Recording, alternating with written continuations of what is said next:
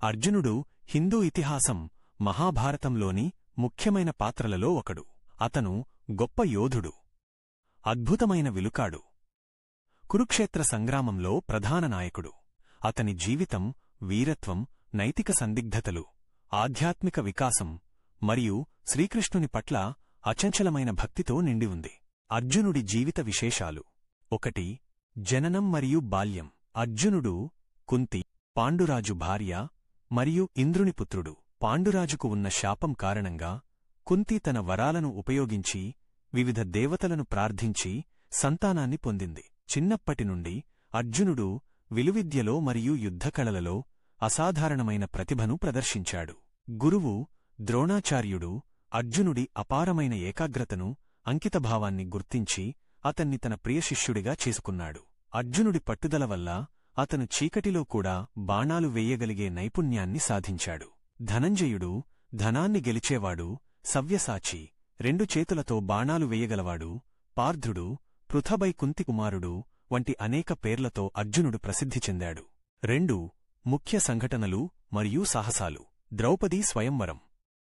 ద్రౌపదీ స్వయంవరంలో అత్యంత కష్టమైన లక్ష్యాన్ని ఛేదించి అర్జునుడు తన అద్భుతమైన విలువిద్యను ప్రదర్శించాడు. ఒక అపార్థం వల్ల ద్రౌపది 5 పాండవ సోదరుల ఉమ్మడి భార్య అయ్యింది. వనవాసం మరియు దివ్యాస్త్రాల అన్వేషణ.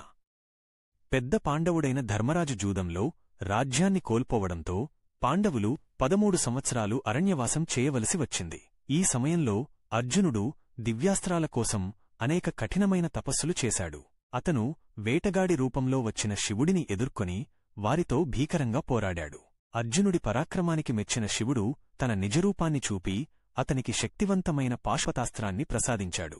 అర్జునుడు తన తండ్రి ఇంద్రుని స్వర్గలోకానికి కూడా వెళ్లి అనేక దివ్యాస్త్రాలను పొందాడు. దేవతలకు కూడా అజేయులైన నివాతకవచులు, కాలకేయులు వంటి శక్తివంతమైన రాక్షసులను కూడా ఓడించాడు. ఇంద్రప్రస్థం అరణ్యవాసం తరువాత పాండవులు శ్రీకృష్ణుడి సహాయంతో ఇంద్రప్రస్థమనే గొప్ప నగరాన్ని నిర్మించుకుని అక్కడ కొంతకాలం నివసించాడు. 3. కురుక్షేత్ర యుద్ధంలో పాత్ర. అర్జునుడు కౌరవులపై జరిగిన కురుక్షేత్ర యుద్ధంలో పాండవులకు ముఖ్యమైన యోధుడు. అర్జునుడి విషాదం మరియు భగవద్గీత. యుద్ధం ప్రారంభానికి ముందు అర్జునుడు తన సొంత బంధువులను, గురువులను, స్నేహితులను చంపవలసి వస్తుందని చూసి తీవ్ర మనస్తాపానికి గురయ్యాడు. అతను లోతైన నైతిక మరియు ధార్మిక సందిగ్ధతలను ఎదుర్కొన్నాడు. యుద్ధం యొక్క ఉద్దేశాన్ని మరియు ధర్మాన్ని ప్రశ్నించాడు. ఈ కీలక సమయంలోనే శ్రీకృష్ణుడు అర్జునుడి రథసారథిగా మరియు మార్గదర్శకుడిగా భగవద్గీత అనే శాశ్వతమైన తత్వబోధనను అందించాడు. క్షత్రియుడిగా తన కర్తవ్యం, ధర్మం, నిస్వార్థకర్మ, కర్మయోగం మరియు అస్తిత్వం యొక్క అంతిమ సత్యాన్ని అర్థం చేసుకోవడానికి కృష్ణుడి బోధనలు అర్జునుడికి సహాయపడ్డాయి. ఇది అతని సందేహాలను తొలగించి యుద్ధంలో తన పాత్రను నిర్వర్తించడానికి శక్తినిచ్చింది. మహాయోధుడు. యుద్ధమంతటా అర్జునుడు అద్భుతమైన పరాక్రమాన్ని ప్రదర్శించాడు. భీష్ముడు, కర్ణుడు, ద్రోణుడు, జయద్రథుడు వంటి అనేకమంది శక్తివంతమైన యోధులను ఒంటరిగా ఓడించాడు. పాండవుల విజయానికి అతను కీలక శక్తిగా నిలిచాడు. 4. యుద్ధానంతర జీవితం మరియు స్వర్గారోహణ.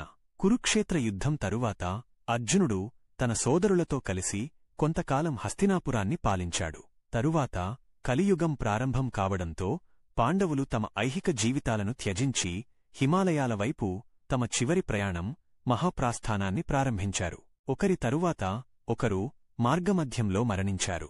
అర్జునుడు కూడా వారిలో ఒకడు. ఆ తరువాత యుధిష్ఠిరుడు మాత్రమే స్వర్గద్వారాలను చేరుకున్నాడు. అర్జునుడి జీవితం ఒక ధర్మబద్ధమైన యోధుడు, భక్తిగల శిష్యుడు మరియు సత్యాన్వేషి ఆదర్శాలను చాటుతుంది. కృష్ణునితో అతని సంబంధం మహాభారతానికి ఒక మూలస్తంభం. జీవితంలోని సంక్లిష్ట నైతిక సవాళ్లను ఎదుర్కోవడంలో దైవ మార్గదర్శకత్వం యొక్క ప్రాముఖ్యతను ఇది నొక్కి చెబుతుంది.